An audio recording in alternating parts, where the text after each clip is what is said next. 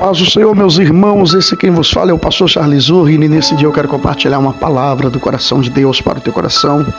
Você que ainda não é inscrito no nosso canal, se inscreva, ative o sininho e receba notificações de novas mensagens. 1 Pedro, capítulo de número 5, versículo 10. É o Deus de toda graça que em Cristo Jesus nos chamou à sua eterna glória. Depois de havermos padecido um pouco, Ele mesmo vos aperfeiçoe, confirme, fortifique e estabeleça.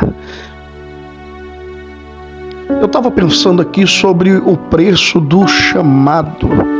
E o preço do chamado traz lágrimas, o chamado traz calúnia, o chamado traz guerras, o chamado traz conflitos, o chamado traz desânimo, o chamado traz solidão, o chamado traz desprezo, o chamado traz cobranças, o chamado traz responsabilidades, o chamado traz estresse, o chamado faz pensar em desistir, o chamado traz dúvidas, o chamado traz pedradas, o chamado traz traições, o chamado traz perseguições, o chamado faz o profeta se esconder, o chamado faz o profeta ter medo, o chamado nos faz orar mais, o chamado nos faz jejuar mais, o chamado nos faz ler mais a Bíblia, o chamado nos faz ser muito mais íntimos da divindade, o chamado nos faz muito mais que vencedores.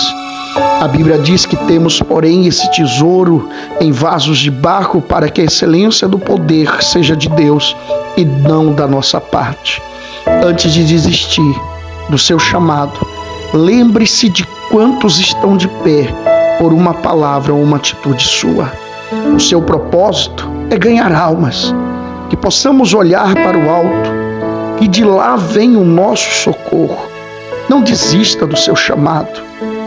Sabemos que existem momentos difíceis em que paramos e, como seres humanos que somos, pensamos em desistir, em largar tudo, até mesmo em desaparecer.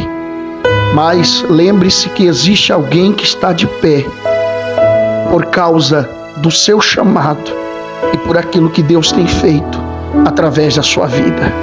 Não desista, não desanime.